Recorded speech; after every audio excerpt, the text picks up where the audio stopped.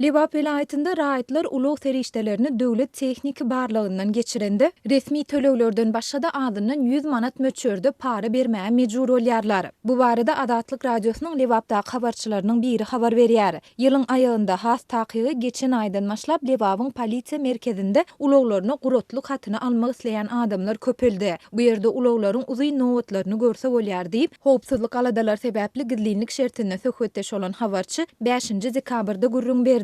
Onuň sözlerine görä raýatlar uluglarynda kemçilik bolsun ýa-da bolmasyn tapawdy ýok. Polisiýa işgärlerine 100 manat möçürde pul bermese, onda olar gurotlyk hatyny alyp bilmeýär. Adamlar gurotlyk hatynyň resmi tölegi üçin ortaça 400 manat tölep, onuň üstesine de para hem bermeli bolýarlar. Para bermeseň ulugyň reňkinde ýa-da beýleki zatlaryna problema bar diýip, dürli bahanalar tapýarlar we gurotlyk hatyny bermeýärler diýip habarçy bellidi. Habarçy geçen aýyň dowamında polisiýa işgärleriniň para alma ýa-da soramagy betedendigini aýdyp, bu tejribäniň näme sebäpden wagtlaýyn duruzulanyna we gaýtadan başlananyna hiç kimiň düşünmeýändigini hem aýtdy. Adatlyk radiosyna bu barada Liwap vilayet polisiýasyndan kommentari almak başartmady ýöne bu habar paraxorlyk zerarly ýüze çykan näýeleliklerden soň İçeri işler ministrliginiň Liwapyň ähli etraplarynda ulug serişdeleriniň döwlet tehniki barlygyny geçirmäge mümkinçilik döretjek bu baradaky habarlaryň ýa-da gabat geldi. 1-nji we 10-njy noýabrdan Liwap vilayetynyň ähli etraplarynyň özünde raýatlaryň hususy uluglaryny döwlet barlygyndan geçirip gurotlyk hatyny almagy mümkinçiligini döredilýek diýip aýdylýar diýip Adatlyň habarçysy 1-nji noýabrda habar beripdi. Onuň sözlerine görä vilayet merkezinde polisiýanyň ýeketäk ulug tehniki gözegçilik merkezi ýerleşýär we onuň ýeketäk bolmagy paraxorlygyň mewjudmegine sebäp bolýar. Şonda habarçy soňky bir aýa golay wagt bäri vilayetiň çäginde köçe ýol hereketine gözegçilik edýän polisiýa işgärleriniň sürüjilerden para almak babatda sehel gowşany meňdeýändigini aýdyp, goşadyrnyň içinde täze ministriň berk tutýany çalym edýändigini hem belläpdi. Ýatlasak 1-nji oktýabrda Türkmenistanyň şol wagtky içeri işler ministri Isgenner Mulikow wezipeden boşadylyp, onuň ornuna ministrler kabinetiniň başlygynyň öň koordinatary Mehmethan Çakyýew bellenildi. Munyň ýa-da Adatlyň habarçylarynyň maglumatyna görä ýurdun dürli regionlarynda polisiýa işgärlerine gözegçilik güýçlendi we olaryň ilatdan para almagy bilen bagly wakalar hem azaldy.